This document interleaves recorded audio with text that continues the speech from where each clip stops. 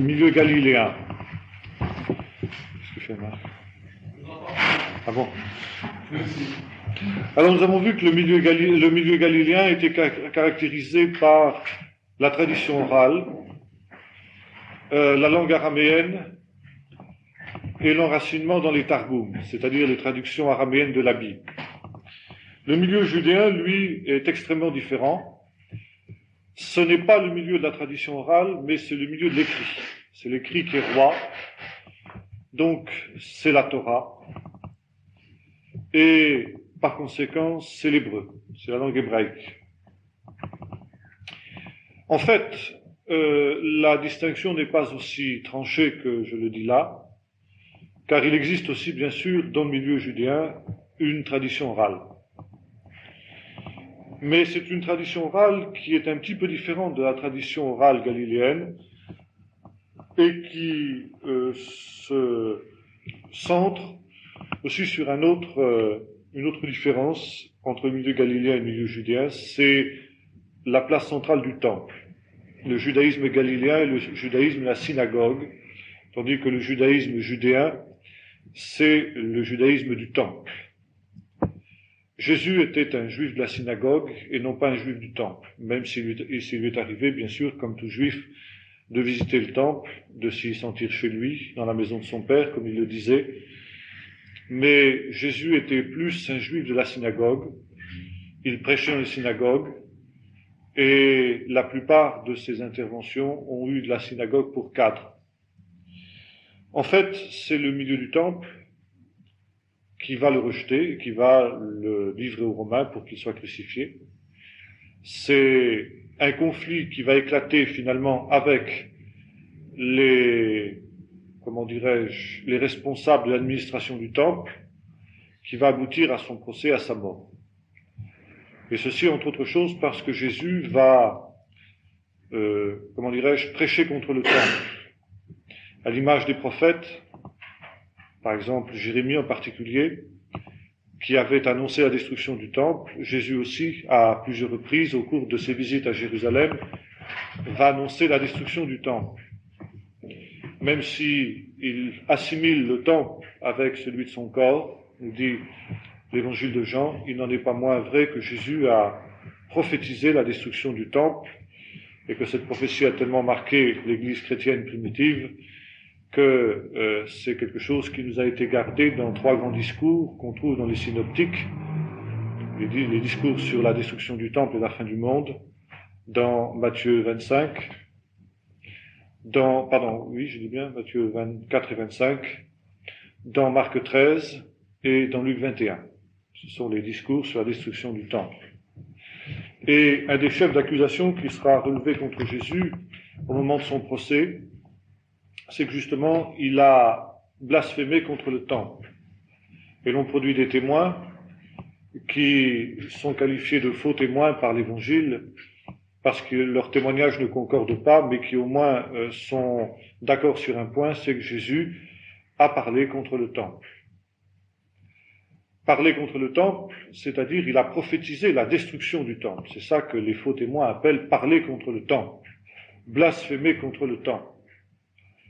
Et le motif essentiel de la condamnation de Jésus devant le Sanhédrin, ça va être justement ce témoignage de ces hommes qui va être décisif, beaucoup plus encore que sa prétention messianique qui, au regard de la loi juive, n'était pas un crime. C'était au regard de la loi romaine que c'était un crime de se dire Messie. Mais au regard de la loi juive, bien sûr, on ne pouvait pas juger ni condamner Jésus pour s'être dit ou proclamé le Messie. Mais par contre, Jésus va être condamné essentiellement parce qu'il est intervenu contre le temple au goût justement de ces hommes pour qui le temple était quelque chose de central. Alors, il y a 2 réalités, je dirais, qui sont ici aux antipodes, car dans le fond, il faut voir justement dans le procès, dans le conflit de Jésus, la polémique qui est celle des évangiles qu'on trouve dans le Nouveau Testament, un conflit entre le milieu galiléen et le milieu judéen aussi, entre autres, n'est-ce pas? Le milieu de la Mishnah, c'est-à-dire ce qui est répété en écho, et le milieu de la Mikra, ce qui est écrit, c'est-à-dire la Torah. Il faut ajouter à cela aussi, dans le milieu judéen, la place prise par les apocalypses, et ça nous aurons l'occasion de le voir dans un autre temps. Mais je voudrais ici tout d'abord parler de deux notions qui sont extrêmement importantes pour comprendre justement l'exégèse en particulier de l'Église primitive. C'est ce que dans la tradition juive, dans la tradition judéenne plus exactement, on appelle la halacha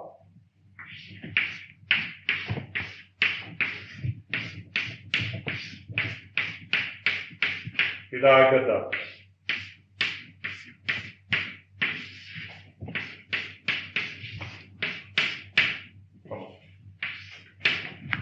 Voilà. C'est un H artistique. Tiens, Catherine ne vient pas ce soir non plus? Ah bon? Bon, alors, quelle est la différence entre ces deux méthodes d'exégèse? Eh bien, la halacha, ça vient du verbe lalechet, ça veut dire marcher, aller. C'est les instructions de la Bible quant à la conduite, quant à la marche.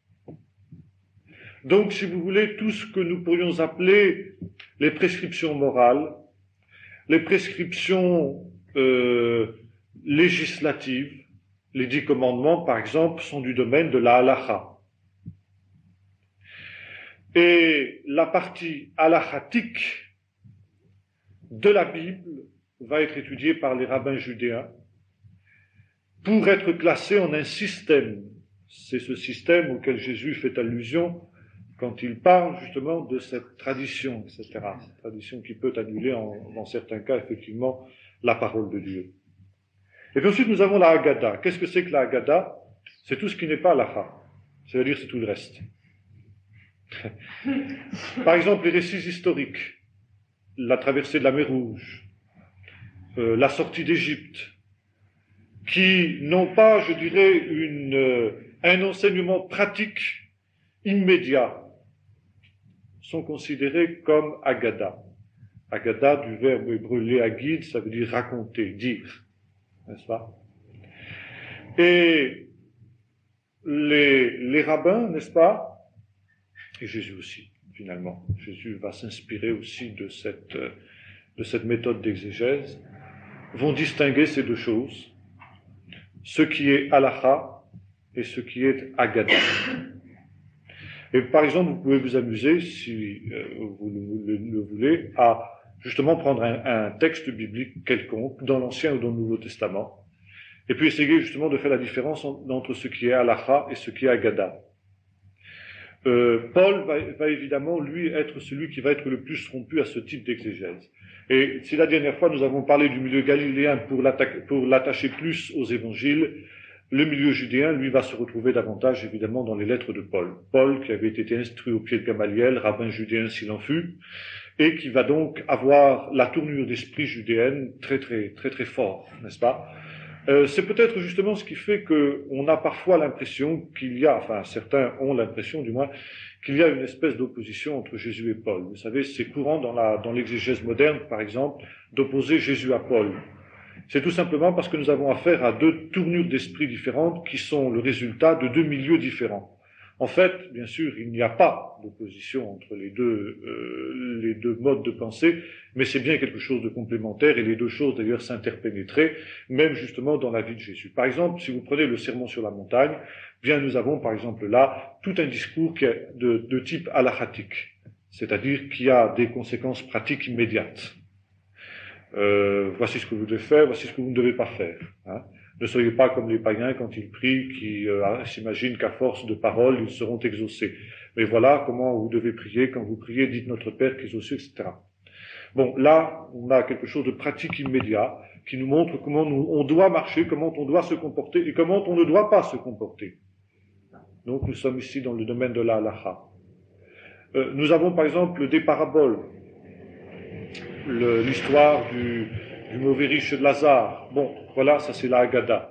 Avec ensuite un enseignement, qui lui va être du domaine de la halakha.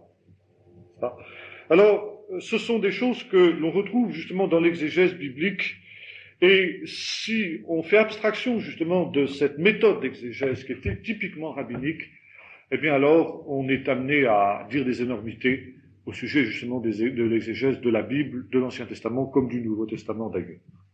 Alors, justement, ça c'est ce qu'on appelle le rabbinisme. Le rabbinisme judéen, vous savez, on le retrouve constamment dans le Nouveau Testament, est divisé en deux grands courants, le courant pharisien et le courant sadducéen. Quand nous ferons l'histoire d'Israël de cette période-là, nous reviendrons plus longuement sur les origines de ces deux courants-là, mais pour ce qui nous concerne, ce soir, nous nous arrêterons simplement sur la différence, justement, à l'époque de Jésus, entre ces deux grands courants.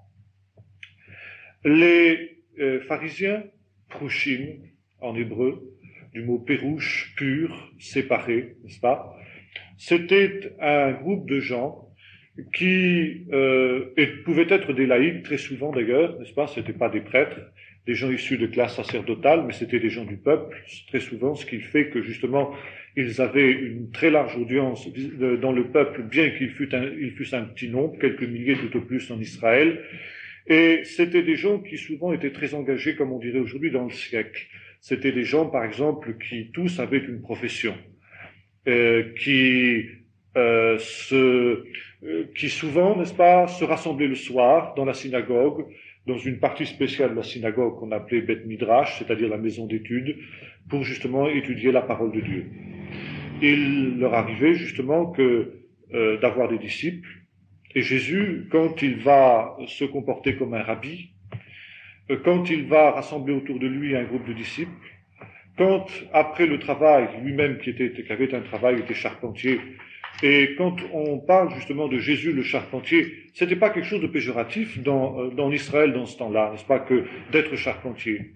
On a souvent tendance aujourd'hui à considérer que Jésus le charpentier, c'était donc quelqu'un, n'est-ce pas, de seconde zone au point de vue social dans la société de son temps, mais c'était pas le cas du tout, n'est-ce pas? Par exemple, Paul, qui était aussi faiseur de tentes, c'était pas considéré comme quelque chose de déshonorant pour un rabbin, justement, d'avoir un métier manuel. Au contraire, là, dans une des halachot qu'on trouve dans le Talmud, il y a cette affirmation rabbinique que l'étude sans le travail manuel conduit au vice. Et les rabbins exigeaient de leurs disciples, les rabbins pharisiens exigeaient de leurs disciples que tous d'entre eux aient un travail manuel. Jésus était donc charpentier, et on trouve par exemple d'autres rabbis qui étaient aussi charpentiers. C'était pas un hasard. Parmi les rabbis les plus célèbres du Talmud, il y a des charpentiers. Paul était faiseur de tentes, disions-nous. Rabbi Akiva aussi avait une profession. Rabbi Gamaliel aussi, n'est-ce pas? La plupart d'entre eux étaient donc des gens qui étaient vraiment proches du peuple. Ce qui fait que les pharisiens, justement, comme je le disais, avaient une très large audience auprès du peuple, à l'opposition, justement, des Sadducéens. Maintenant, les pharisiens étaient des gens qui avaient poussé très loin, justement, cette exégèse de la halakha et de la Haggadah. C'est-à-dire qu'il s'agit d'appliquer à toutes les circonstances de la vie courante, de la vie quotidienne dans laquelle, encore une fois, ils étaient très engagés, les principes de la Torah. Prenons quelques exemples. La Bible dit, c'est un des commandements, des 10 commandements, tu travailleras 6 jours, et le 7e jour, c'est le Shabbat de l'Éternel ton Dieu. Tu ne feras donc ce jour-là aucun ouvrage. Bien, c'est tout. Alors précisément, là, il y a une question qui reste en suspens, si j'ose dire. Qu'est-ce que ça veut dire qu'il ne fera aucun ouvrage? Qu'est-ce qu'il faut considérer comme un ouvrage ou non? Et c'est là justement que la sagacité des rabbins pharisiens va s'exercer. Qu'est-ce qui est permis de faire ou qu'est-ce qui est interdit de faire le jour du Shabbat? C'est pas quelque chose qui est évident.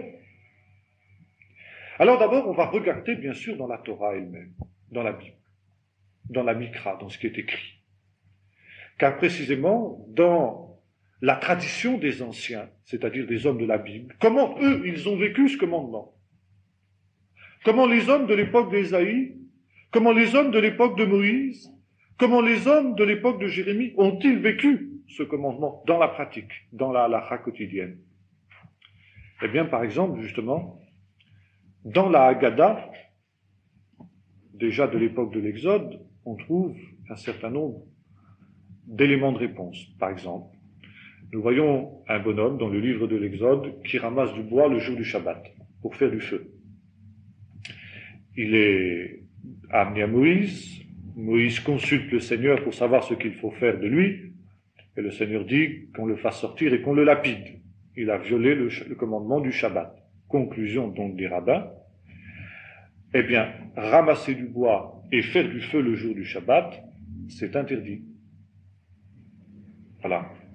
Alors c'est pour ça que par exemple aujourd'hui, eh bien, vous pouvez vous promener à pied le jour du Shabbat, mais pas en voiture, parce que la voiture étant comment dirais-je, une mécanique qui, voilà, c'est ça, dans laquelle il y a du feu, vous allumez du feu, donc vous êtes en opposition avec la halakha. Oui, c'est uniquement pour ça. Peut-être des problèmes de phare.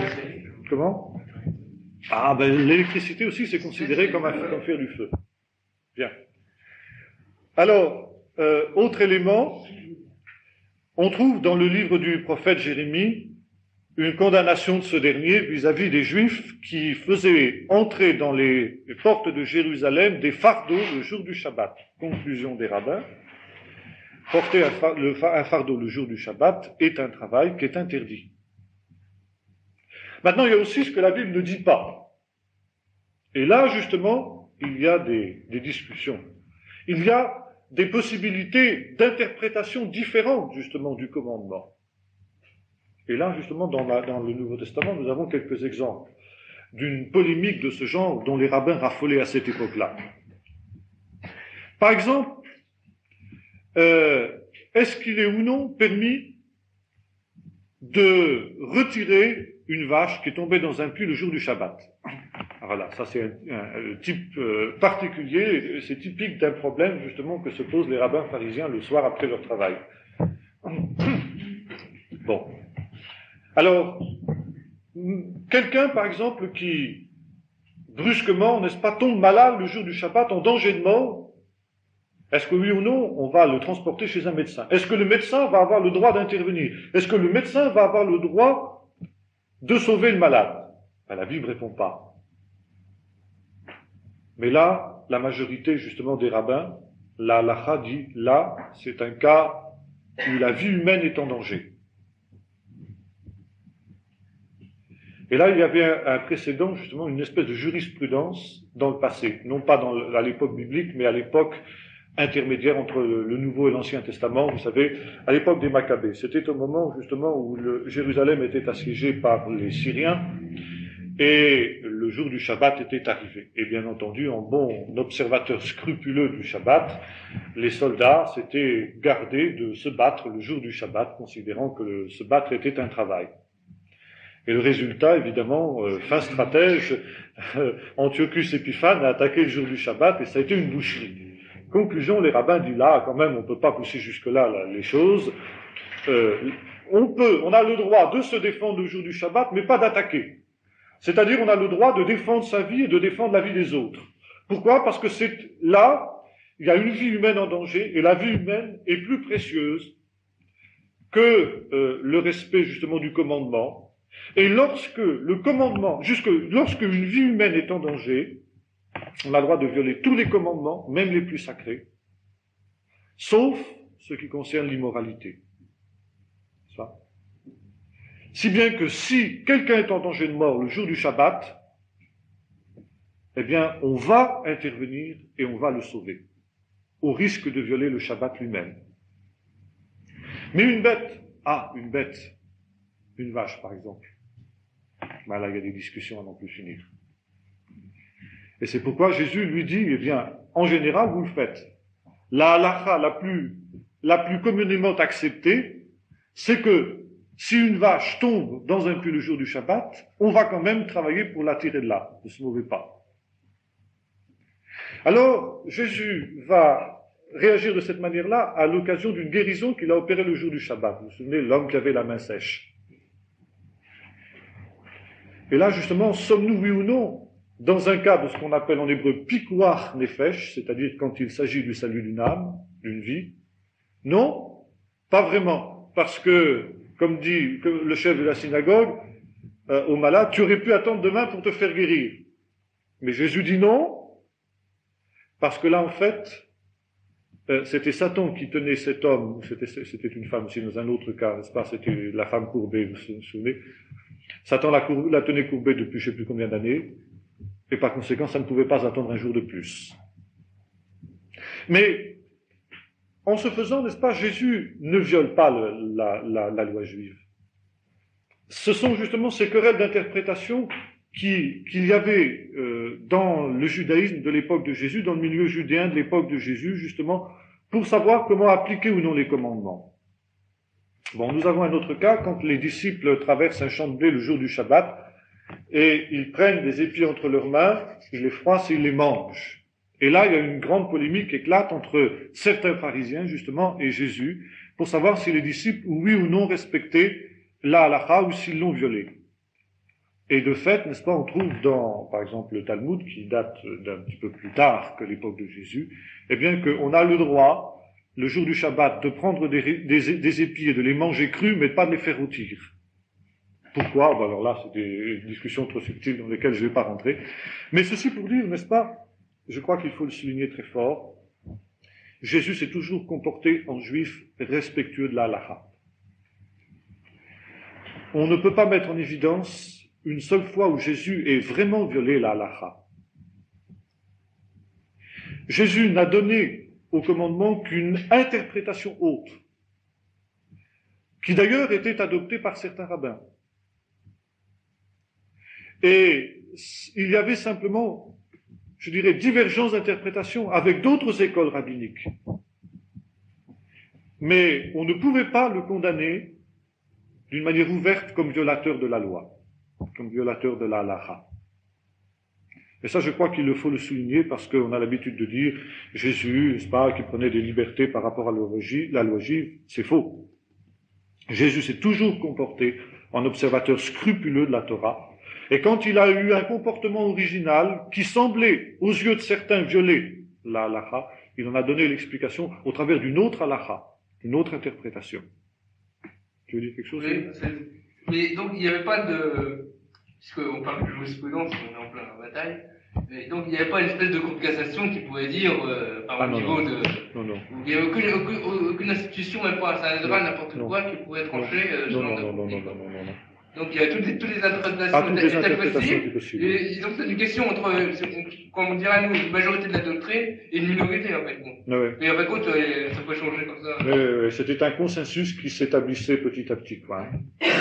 Alors, je crois que c'est très important de souligner ça, n'est-ce pas? Maintenant, et il est certain que les pharisiens avaient introduit un certain nombre de halakhot que Jésus rejetait, que Jésus dénonçait, qui étaient devenus trop contraignants, qui étaient devenus contraires à la pensée de Dieu. Jésus a toujours essayé de découvrir quel était l'esprit des choses, l'esprit des commandements, le pourquoi des choses. Et il ramène toujours à cela. Pourquoi, n'est-ce pas? Pourquoi Moïse nous a-t-il donné telle ou telle prescription, telle ou telle loi? Jésus, par exemple, dira sur l'enfermement sur la montagne, je ne suis pas venu pour abolir la loi et les prophètes, mais pour les accomplir. Et vous avez entendu qu'il a été dit aux anciens, et non pas, mais moi je vous dis, comme on traduit, mais car moi je vous dis. Jésus a dit, qui ani omer lachem? C'est-à-dire, car moi je vous dis. Voilà ce qui est écrit, selon ce qui est écrit, c'est toujours la manière d'enseigner des rabbins. Et voilà donc l'explication. Le qui introduit l'explication, non pas une opposition. Comme si, n'est-ce pas, Jésus contredisait la loi. Voilà ce qui a été dit aux anciens, mais c'est pas ça qu'il faut croire, c'est ce que moi je vous dis. Non, voilà ce qui a été dit aux anciens. Ce qui a été dit aux anciens, c'est bon, c'est vrai. Et voilà la véritable signification. Voilà la véritable interprétation de ce qui a été dit aux anciens. Par exemple, quand il a été dit aux anciens, œil pour œil, dent pour dent, oui, œil pour œil, dent pour dent. Mais qu'est-ce que ça veut dire, œil pour œil, dent pour dent? Ça veut dire quand on te frappe sur la joue droite, donne la joue gauche. Là, Jésus met en évidence le sens réel du commandement, le pourquoi réel du commandement. Quand il a été dit aux anciens, tu ne tueras pas, mais non seulement tu ne tueras pas, dit Jésus, le commandement signifie non seulement tu ne tueras pas, et Jésus ici ne contredit pas, bien entendu, le commandement tu ne tueras pas, mais ça veut aussi dire, n'est-ce pas, bannis de ton cœur tout ce qui peut être à la base justement du meurtre, c'est-à-dire la colère, l'animosité, la haine contre le frère. Tu as entendu qu'il a été dit aux anciens, tu aimeras ton prochain, alors là, ça peut être contradictoire, et tu haïras ton ennemi. Ça, c'est pas un commandement pharisien, justement. Ça, c'est une doctrine sadducéenne. Et là, Jésus la prend de plein fouet, de fait. Les pharisiens n'ont jamais dit cela. C'était les sadducéens qui le disaient. Et c'est pourquoi, dans le fond, il y a toujours cette espèce de polémique entre Jésus et les pharisiens dans le Nouveau Testament, parce que Jésus était de loin beaucoup plus proche des pharisiens que des sadducéens. On ne peut pas dire qu'il était pharisien, parce qu'il est inclassable. Mais il est certain qu'il était beaucoup plus proche des pharisiens que des sadducéens.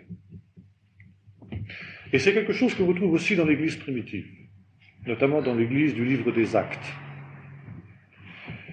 Les premières persécutions qui ont eu lieu contre l'Église chrétienne ont été le fait des sadducéens et non pas des pharisiens. Au contraire, les pharisiens sont venus au secours de l'Église persécutée. Que ce soit Gamaliel, dans son intervention fameuse devant le Sanhédrin après l'arrestation des apôtres, vous savez, après la guérison du paralytique, que ce soit de nombreux pharisiens, nous est-il dit, qui croyaient à l'Évangile. Déjà parmi les disciples de Jésus, il y avait des gens qui étaient pharisiens, Nicodème par exemple. Comment ? Dans les actes, il y avait des... Absolument, absolument. Et par exemple, quand on lit les textes les plus anciens du Talmud, c'est-à-dire des écrits pharisiens, eh bien, il n'y a pas un seul mot de controverse contre l'Église chrétienne. Ce qui montre que l'Église chrétienne était sympathique aux pharisiens. Ce n'est que dans un deuxième temps, après la destruction du temple, lorsque le judaïsme s'est refermé sur lui-même, et que judaïsme, disons, les leaders du peuple sont devenus les pharisiens, que, en quelque sorte, les pharisiens ont ont excommunié plus exactement les chrétiens, et que les relations entre pharisiens, entre juifs, par conséquent, puisque pharisien égale juif à partir de ce moment-là, eh bien, se sont durcis. Car quand on parle du judaïsme aujourd'hui, il faut savoir qu'on a affaire au judaïsme pharisien. Et par exemple, si vous voyez un juif religieux, un rabbin par exemple, aujourd'hui, certains n'hésiteront pas à vous dire, eh bien, je suis un pharisien. Ça peut choquer parce que pharisien, dans la mentalité chrétienne moderne, c'est synonyme d'hypocrite, c'est synonyme ça a une consonance négative, mais cette consonance négative, il faut savoir que c'est un héritage de l'histoire de l'antisémitisme chrétien finalement. À partir du moment où le christianisme s'est retourné contre le judaïsme et vice-versa, je dirais au moment de la cassure, du divorce entre les deux grandes familles religieuses, eh bien, le christianisme s'est plu à relire le Nouveau Testament avec un a priori anti-juif et anti-pharisien, et le pharisien est devenu l'image justement de l'hypocrite, etc. Alors que, quand on lit par exemple les écrits pharisiens eux-mêmes, par exemple un petit ouvrage qui s'appelle Les Sentences des Pères, eh bien, il y a une description du pharisien, du faux pharisien, du pharisien hypocrite, qui ressemble beaucoup à ce qu'on trouve dans le Nouveau Testament. Par exemple, dans les malheurs à vous, pharisiens hypocrites, etc., on retrouve ça dans les écrits des Pères. Donc c'était une critique que les pharisiens se faisaient à eux-mêmes. Et il est bien évident que tous les pharisiens n'étaient pas hypocrites.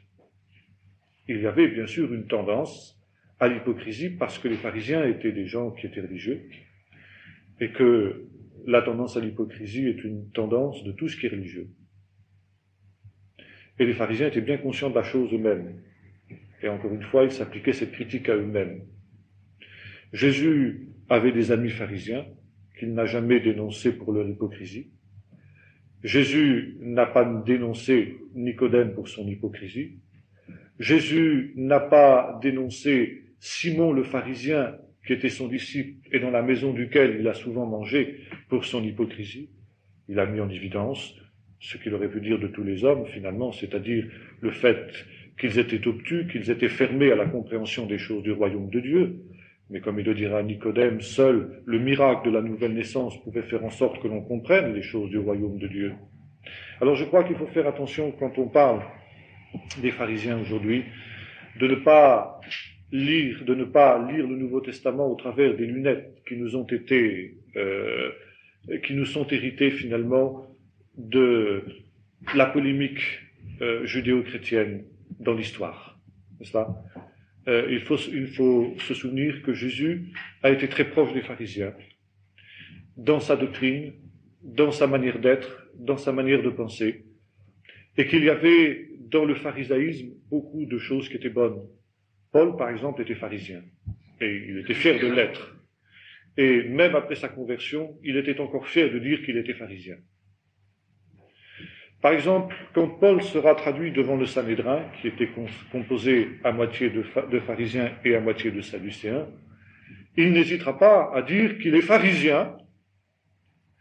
Et les pharisiens qui sont là, précisément, vont prendre la défense d'un des leurs contre les sadducéens qui, eux, évidemment, voudraient bien condamner Paul.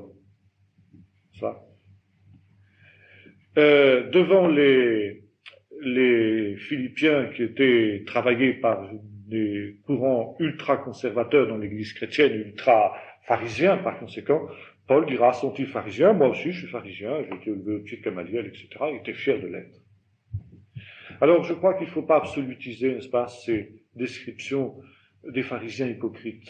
Il faut se souvenir que quand Jésus parlait de l'hypocrisie de certains pharisiens, il voulait mettre en évidence justement l'hypocrisie de tous les hommes religieux qui ont embrassé un idéal élevé, car je crois que finalement, comme l'a dit La Rochefoucauld, l'hypocrisie est un hommage que le vice rend à la vertu, et les pharisiens étaient des gens qui avaient embrassé un idéal élevé. Jésus le leur reconnaissait, et Paul aussi, quand plus tard il dira, parlant d'eux, je leur rends ce témoignage qu'ils ont du zèle, mais sans intelligence, c'est ça,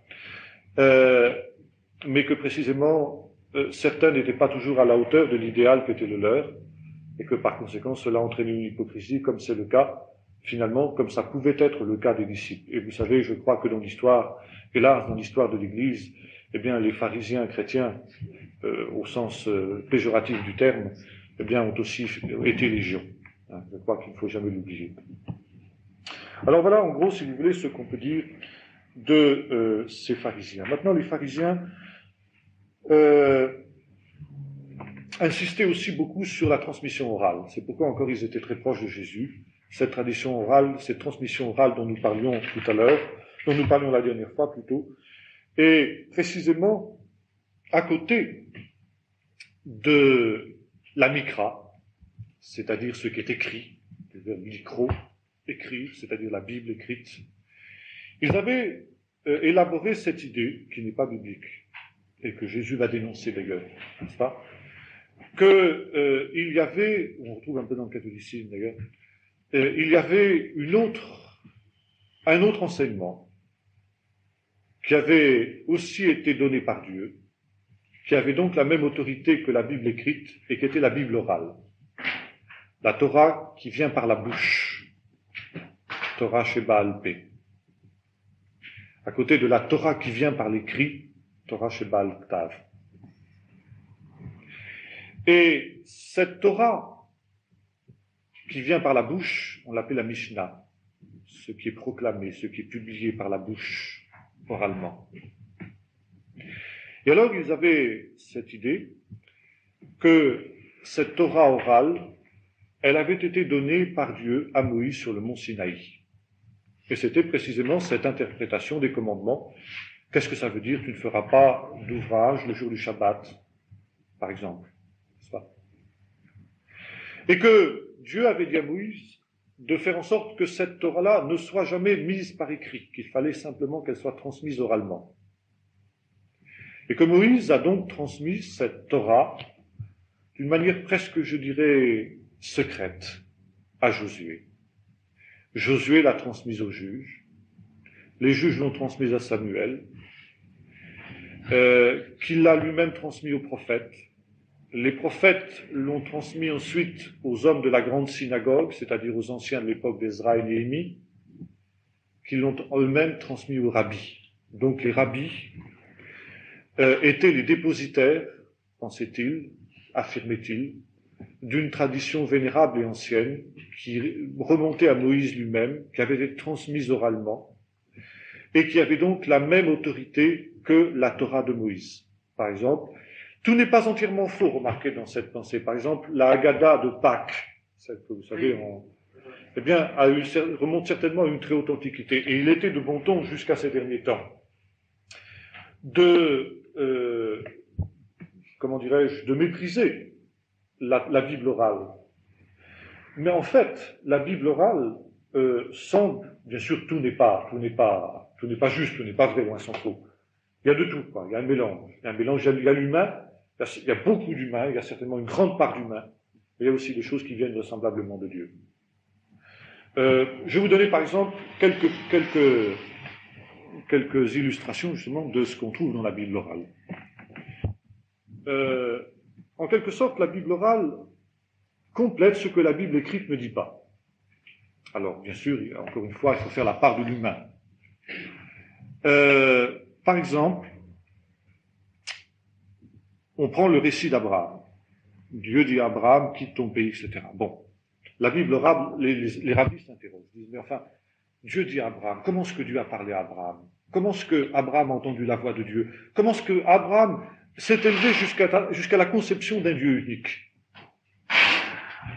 Alors, il y a ce récit dans la Bible orale que Abraham était un homme qui cherchait Dieu.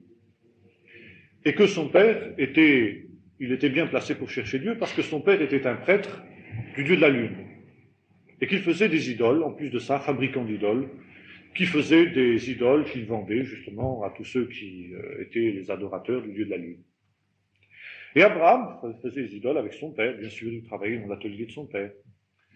Et Abraham se posait des questions, il s'est dit quand même, mais cette idole, c'est un morceau de bois, je l'ai taillé, je l'ai façonné, etc. Comment est-ce que ça peut être Dieu, ça? Et soudain, il a perdu la foi, si j'ose dire, dans les idoles de son père. Alors il a cherché un autre Dieu, il s'est dit, mais qui est Dieu à ce moment-là? Il a regardé dans le ciel, et il a vu le soleil. Il a dit, mais ça doit être le soleil qui est Dieu, parce que le soleil, il éclaire toutes choses. Et puis il dit, mais non, parce que le soleil, il disparaît, il meurt. Pour renaître, c'est vrai, mais il meurt, il n'est pas permanent. Donc il ne peut pas être Dieu. Et il a fait la même chose, le même raisonnement pour la lune, il a fait le même raisonnement pour les étoiles. Et c'est dit, ni la lune, ni les étoiles ne peuvent être Dieu parce qu'elles meurent. Et puis soudain, il y a une lumière qui a jailli dans son esprit, dit la Bible orale. Il s'est dit, mais qui fait renaître le soleil chaque matin? Et qui le fait disparaître le soir? Qui donc a créé le soleil? Qui a créé la lune? Et qui a créé les étoiles? Et Abraham s'est dit, c'est celui-là qui est Dieu. Alors il s'est prosterné devant ce Dieu invisible. Et alors il a entendu la voix de Dieu qui lui dit, Abraham, quitte ton pays, la maison de ton père, etc. Mais avant de faire cela, dit la Bible orale, Abraham a voulu manifester, il a prêché son Dieu. Et pour prêcher son Dieu, il a commencé par un grand acte d'iconoclasme. Il est rentré le soir dans l'atelier des idoles de son père, il a tout brûlé. Et le lendemain, évidemment, gros émoi dans la ville de Babylone, bien sûr, de Ur, dont, dit la Bible orale, Nimrod, le célèbre Nimrod, grand chasseur devant l'Éternel, était le roi. Et Nimrod fait arrêter Abraham, ce profanateur, n'est-ce pas, ce blasphémateur, et Abraham, eh bien, est condamné à mort. il est condamné à être brûlé dans une fournaise ardente. On voit le parallélisme, évidemment, tout de suite avec l'histoire de Daniel. Et puis le même miracle pour Daniel s'accomplit, pour les compagnons de Daniel plutôt. Abraham sort vivant de la fournaise, et Nimrod est convaincu, mais en même temps, évidemment, alors il décide de le laisser partir. Et Abraham part pour le pays de Canaan à partir du moment où il est sorti de la fournaise ardente. Alors on voit évidemment tout ce qu'il y a de légendaire. C'est évident qu'Abraham était dans une culture bien différente justement de la culture, en quelque sorte, dans laquelle est née cette légende, cette Haggadah justement, qui était justement nourrie de toute la réflexion des prophètes de l'époque biblique sur la vanité des idoles. Vous savez, les textes d'Ésaïe 43 sur l'artisan qui fait une idole, qui ne branle pas, etc. Il prend un arbre, il en fait deux morceaux, un avec lequel il fait une idole, l'autre avec lequel il se chauffe, il fait son pain, il mange, etc. Puis ensuite il se procède devant son idole. Bon, enfin, c'est toute la polémique qui est sous-jacente à cette Haggadah qu'on trouve justement dans la Bible orale. Et bien évident que l'Abraham historique n'avait pas encore ce genre de préoccupation-là, il n'avait pas cette conception philosophique et métaphysique de Dieu, n'est-ce pas, se disant qu'il est celui qui est derrière les étoiles, etc. Bon, mais ce qui est en tout cas très intéressant, et ce qui est historique dans cette Haggadah, c'est qu'effectivement, l'archéologie, comme nous l'avons vu, a prouvé qu'Abraham était bien, la famille d'Abraham était bien une famille de prêtres qui étaient des adorateurs du Dieu de la Lune. Et ça, à l'époque de Jésus, on ne pouvait pas le savoir. C'était quelque chose qui était effectivement venu par une tradition orale. Alors ça a amené certains savants aujourd'hui à revoir avec un œil tout à fait différent ce problème de la tradition orale. Et à penser justement qu'au travers de la Haggadah, eh bien il y a des choses qui sont historiques vraisemblablement, et des choses qui méritent évidemment d'être soumises à une critique extrêmement serrée, extrêmement sérieuse, mais qui sont peut-être intéressantes. Et Jésus croyait d'une certaine manière à une certaine tradition orale. Par exemple, justement, certainement appartiennent à cette tradition orale tout ce que nous trouvons, en tout cas que Jésus adopte, dans le Nouveau Testament et qui ne sont pas dans l'Ancien Testament. Et que précisément les Sadducéens contestaient. Vous savez que, en tout cas, c'est la définition très lapidaire que le Nouveau Testament nous donne de la différence entre pharisiens et sadducéens. C'est que les pharisiens croyaient dans la vie dans l'au-delà, la rétribution des justes et des injustes, la résurrection, les anges, les démons, enfin le monde de l'au-delà, le monde surnaturel. Ce à quoi les Sadducéens ne croyaient pas. Et ils n'y croyaient pas parce qu'ils ne voyaient pas dans la Bible écrite, ils ne voyaient pas de traces de ce genre de doctrine. Et de fait, vous aurez beaucoup de mal à mettre en évidence dans l'Ancien Testament des textes qui nous parlent, en tout cas d'une manière explicite, de doctrines telles que justement les doctrines des anges ou des démons, etc. On le trouve, c'est vrai, mais d'une manière extrêmement discrète. Il en va de même de la résurrection, si l'on nommait le livre de Daniel qui en parle d'une manière explicite. On trouve des allusions à l'espérance d'une résurrection. Par exemple, des textes d'Ésaïe 24 où il dit que le Seigneur anéantit la mort pour toujours. On peut voir également dans le chapitre 37 d'Ézéchiel sur la résurrection des ossements desséchés, peut-être un arrière-plan d'une certaine foi dans la résurrection des morts au dernier jour. Mais la doctrine élaborée telle qu'elle existait dans le milieu pharisien à l'époque de Jésus, on ne le trouve pas. Mais il est bien évident, quand on remonte dans l'histoire historiquement, que les Hébreux de l'époque biblique étaient des gens qui avaient une foi dans la résurrection, qui avaient une foi dans la vie dans l'au-delà, dont on ne trouve pas de traces dans la Bible. La meilleure preuve,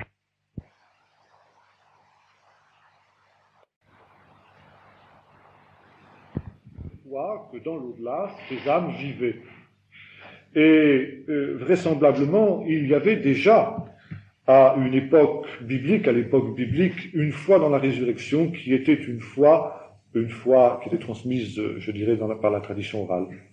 Pourquoi justement ce refus de mettre par écrit une telle doctrine par écrit, justement?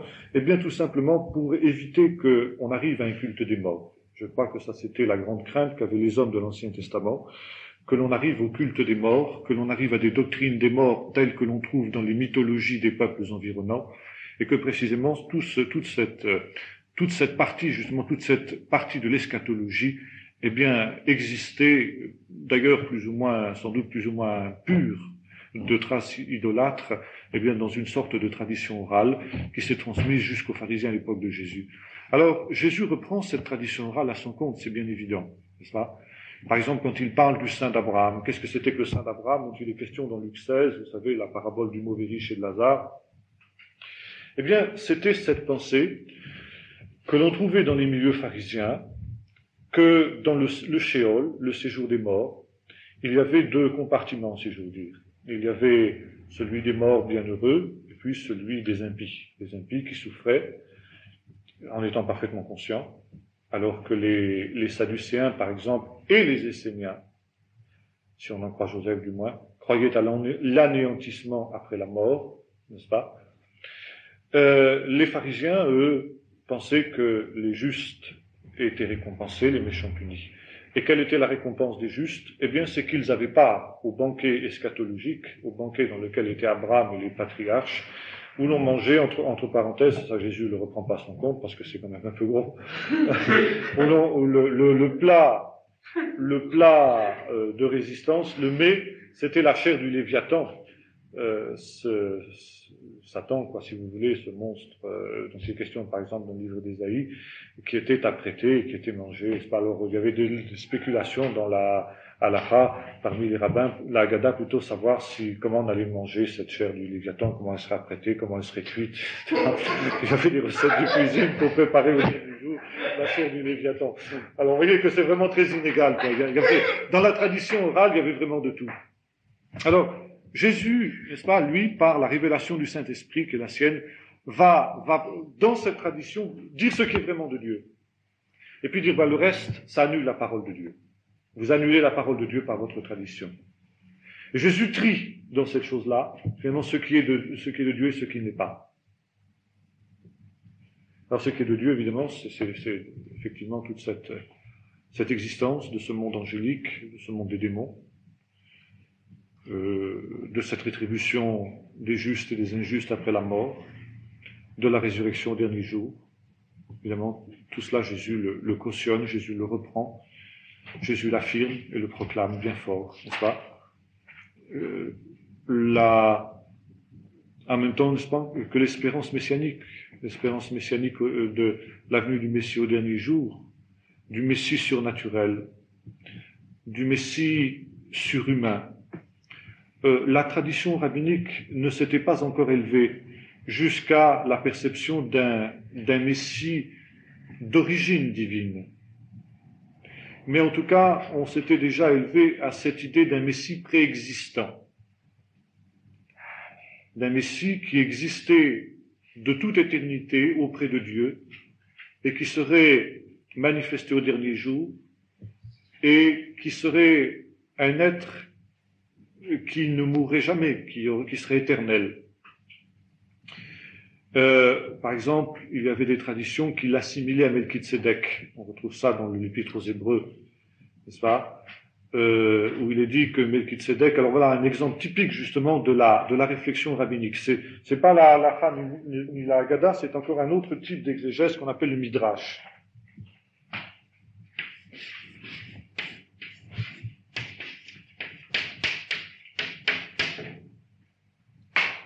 Ça vient du verbe lidrosh, chercher, creuser, sonder. Alors on a le texte, mais il faut essayer c'est comme un diamant à multiples facettes, on le tourne sous tous les angles pour essayer justement d'en discerner les mille et mille facettes.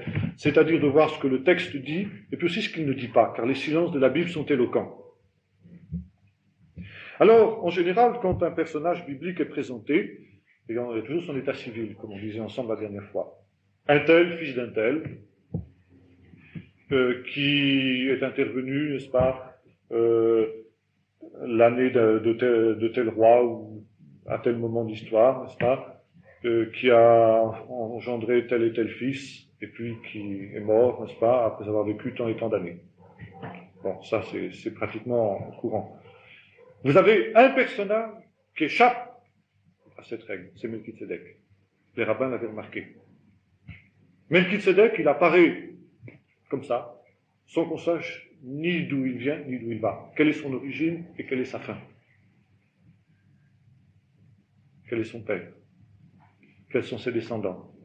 Dans quelles circonstances il est mort?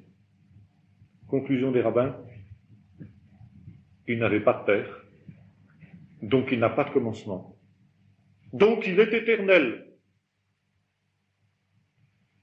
Et il n'a pas de fin, puisqu'il n'a pas de descendance, puisqu'il n'a pas de fin qui est indiqué dans la Bible, donc il est préexistant et il est éternel. Donc c'est une image du Messie. Et il y a ce texte du psaume 110, tu es sacrificateur, tu es prêtre à toujours, selon l'ordre de Melchizedek, à toujours, disent les rabbins. C'est donc bien la preuve que Melchizedek est éternel, que Melchizedek est préexistant et éternel. Et Melchizedek est assimilé au Messie. Je ne veux pas dire qu'il faut faire nous cette assimilation-là, mais je veux dire qu'il la faisait. Et il y avait donc dans la tradition rabbinique, la tradition pharisienne, et non pas sadducéenne, ni essénienne. Mais dans la tradition pharisienne, si essénienne aussi, pardon, on trouve ça aussi chez les esséniens, cette pensée que le Messie, à partir de textes comme celui de Melchizedek, était préexistant et était éternel. On trouve aussi chez les rabbins cette pensée qui est le fondement du christianisme,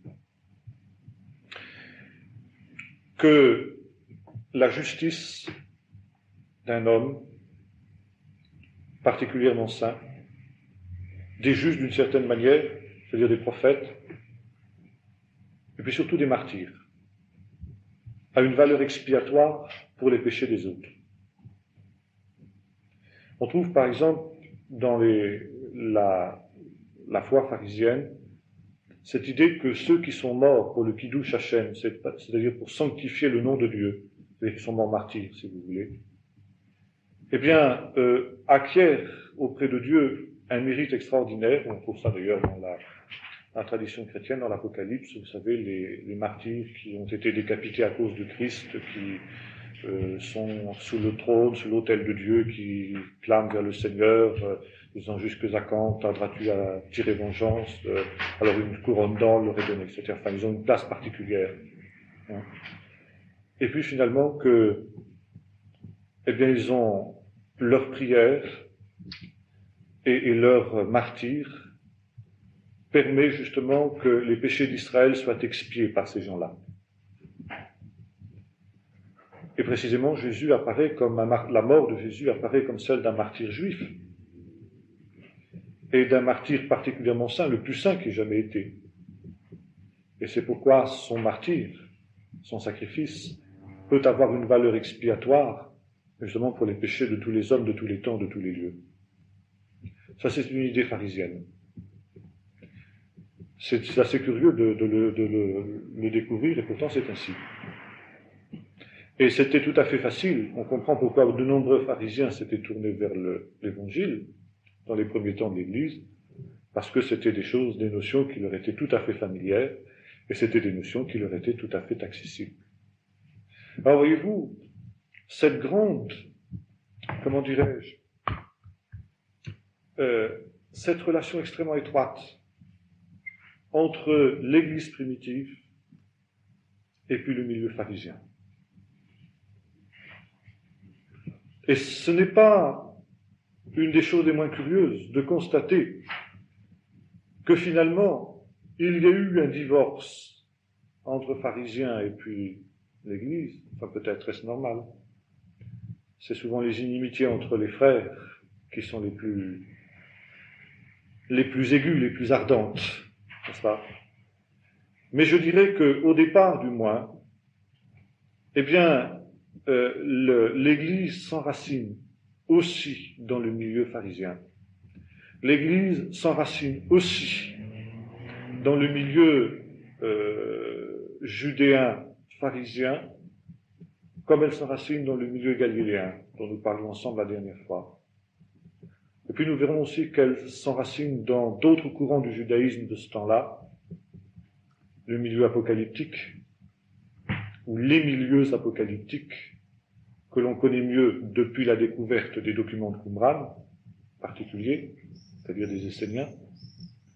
Mais les Esséniens étaient un milieu apocalyptique, il y en avait d'autres.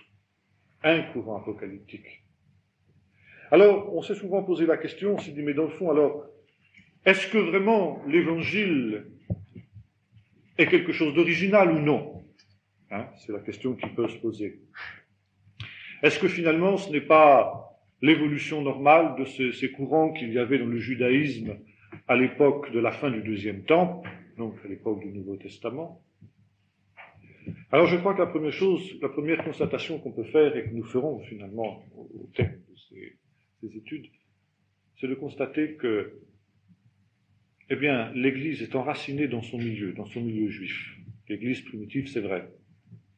Et je dirais c'est normal. C'est normal parce que c'est l'incarnation qui le veut. C'est normal que cette foi d'Israël, qui était finalement nourrie de tous les apports successifs de Moïse, des prophètes, des sages qui ensuite avaient réfléchi sur les choses de Dieu après que l'Esprit ait été retiré d'Israël, il est normal que Jésus et que les apôtres se soient abreuvés à cette source-là. Jésus était, et le christianisme primitif était, l'accomplissement des espérances d'Israël. Donc il était normal que le christianisme soit au confluent de tous ces courants-là. Mais le christianisme n'est classable dans aucune des catégories que nous avons évoquées. Il y a des points nombreux, très, très nombreux avec le pharisaïsme. Mais il est bien évident que le christianisme n'est pas. Jésus n'était pas pharisien. Les apôtres n'étaient pas pharisiens. Paul n'était plus pharisien quand il s'est tourné vers Jésus-Christ. Il a cessé de l'être. C'est très clair. Le christianisme n'était pas essénien, comme on a essayé de le croire après la découverte des manuscrits de la mer morte. Il y a des points très nombreux avec l'essénisme, nous avons l'occasion de voir. Mais le christianisme n'était pas un essénisme rebouilli. Il y a des différences énormes. Et en fait, on a toujours essayé de classer Jésus dans les catégories de son temps. On a essayé de faire de lui un zélote, avec beaucoup plus de difficultés. On a essayé de faire de lui un sadducéen aussi. Ça a toujours échoué, parce que Jésus est inclassable, parce que le christianisme transcende tous ces courants-là. N'est-ce pas? Parce que c'est quelque chose qui vient du ciel, pas quelque chose qui vient de Dieu. Alors qu'il s'incarne dans les choses de la terre, mais qui va au-delà, bien au-delà, et qui amène une révélation tout à fait nouvelle, en même temps qu'ancienne. Je crois qu'un texte fondamental pour définir la doctrine de Jésus, c'est que la définition que Jésus en donne lui-même. Le scribe instruit des choses du royaume de Dieu, semblable à un homme qui tire de son trésor des choses anciennes et des choses nouvelles. Jésus avait puisé dans le trésor de la tradition d'Israël ce qui était de Dieu, ce qui était valable, tout en lui donnant un souffle nouveau.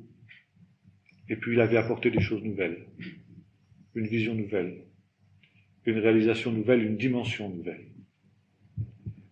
Et c'est en cela que il nous faut toujours éviter deux choses. Ne jamais oublier Jésus, le Fils de Dieu, et Jésus, le Fils de l'homme. L'évangile qui, je dirais, vient du ciel, et puis finalement qui s'incarne sur la terre. Ce sont les deux dimensions qui sont contradictoires et que l'homme a tellement de peine à accepter. Jésus, et c'est toujours la tentation qui est à l'origine des hérésies de l'Église dans l'histoire. Par exemple, il y a deux hérésies sur lesquelles nous aurons l'occasion de revenir, mais qui découlent directement justement de cette non-compréhension de cette dimension-là, de ces deux dimensions, celle à la fois du Fils de Dieu et du Fils de l'homme. Au IIe siècle, ce sont des hérésies du IIe siècle. La première, c'est ce qu'on appelle le marcionisme. Marcion était un homme qui était arrivé à la conclusion, c'était un juif d'ailleurs au départ, il s'était tourné vers Christ, il était originaire des bords de la mer Morte d'ailleurs. Et Marcion était arrivé à la conclusion que en fait, il y avait deux dieux. Il y avait le Dieu de l'Ancien Testament, le Dieu d'Israël, qui était le Dieu jaloux, sévère, cruel, assoiffé de sang, etc. Le Dieu de la loi. Et donc que ce Dieu-là était un Dieu mauvais, si j'ose dire. Et puis qu'il y avait Jésus, le deuxième Dieu, qui lui était le Dieu d'amour, le Dieu de la grâce, le Dieu du Nouveau Testament. Et Marcion considérait que tout ce qui venait d'Israël avait donc à voir avec ce Dieu cruel et mauvais et devait être rejeté. Que l'Ancien Testament, par conséquent, n'avait plus aucune valeur maintenant que la révélation du Dieu parfait, du Dieu bon, du Dieu d'amour, était venue en la personne de Jésus-Christ et qu'il fallait garder uniquement le Nouveau Testament. Eh bien, c'était quelque chose de terrible que la doctrine de Marcion. Bien sûr, telle que je la résume ici, elle est excessive. Et personne aujourd'hui ne s'en réclame plus, dans ces termes-là du moins. Mais l'Église, jusqu'à aujourd'hui, porte le marque du marcionisme. Vous entendez souvent dire, par exemple, à des gens qui abordent l'étude de la Bible pour la première fois, on veut commencer par le Nouveau Testament, mais l'Ancien Testament, de toute façon, vous n'y comprenez rien. C'est fou. Moi, je dis, ça, c'est martion, c'est du marcionisme. Comment voulez-vous comprendre le Nouveau Testament? Comment voulez-vous comprendre l'œuvre de Christ sur la croix si vous n'avez pas lu les premiers chapitres de la Genèse sur la chute? Mais c'est impossible. Pourquoi nous raisonnons comme ça? Parce que nous sommes conditionnés par Marcion. Marcion qui a marqué toute l'histoire de l'Église, l'Église occidentale, et la base de l'antisémitisme chrétien au Moyen-Âge, c'est aussi Marcion, en partie du moins, en très grande partie. Alors, justement, la redécouverte du milieu juif dans lequel l'Évangile est né nous amène à voir combien l'Évangile s'enracine dans le milieu juif. Et puis il y a une autre hérésie aussi, de la même époque à peu près, c'est ce qu'on appelle le docétisme. Les docètes.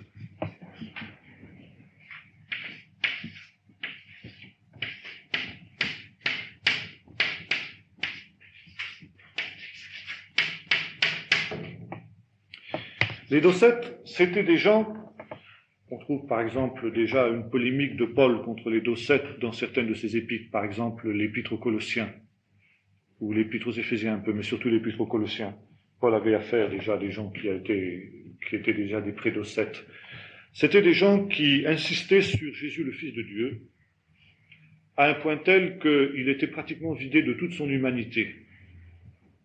Alors il était désincarné, c'était un homme qui n'avait plus de patrie, si j'ose dire, qui n'avait plus d'autre origine que le ciel, et qui aurait bien pu aussi bien être un Africain, s'ils avaient connu les Africains à cette époque-là, ou bien un Indien d'Amérique du Sud, que finalement un Juif. Et par conséquent, ça allait très loin, ça aboutissait à penser que Jésus, eh bien l'homme Jésus, on trouve ça dans l'islam. L'islam est un docétisme rebouilli, si j'ose dire. L'homme Jésus, finalement, il y avait deux natures dans Jésus, quoi. Il y avait sa nature humaine et puis sa nature divine. Et que le véritable Jésus, c'était le Jésus spirituel, le Jésus qui était venu du ciel, qui par exemple au moment de la croix est remonté au ciel. Et c'est simplement l'homme Jésus qui a été crucifié. Si bien que le véritable Jésus, le Jésus Dieu, le Jésus Fils de Dieu, n'est pas mort sur la croix. Dieu n'est pas mort. En Jésus, Dieu n'est pas mort. Voyez-vous, c'était simplement l'homme Jésus. Et certains sont allés plus loin, l'islam a repris ça. Même d'ailleurs, le Jésus historique a été enlevé au ciel, et puis c'est un vulgaire brigand qu'on a crucifié sur la croix à la place de Jésus. Mais Jésus, historiquement, n'a pas été crucifié, disent les musulmans. Jusqu'aujourd'hui. Ils reprennent ça des docètes. Alors évidemment, c'est pareil. Mis à part les musulmans, plus personne aujourd'hui ne professe le docétisme dans cette outrance-là. Mais nous sommes influencés par le docétisme. Quand on voit, par exemple, les représentations de l'iconographie chrétienne, Jésus et les apôtres habillés à la mode de la Renaissance, avec l'auréole autour de, n'est-ce pas, avec les cheveux longs, etc., et puis l'imagerie, l'iconographie traditionnelle, nous sommes en plein docétisme. Ça n'a plus rien à voir avec le Jésus humain, le Jésus historique, le Jésus qui s'est incarné, la parole qui a été faite chair et qui a habité parmi nous, pleine de grâce et de vérité, dont nous parle Jean.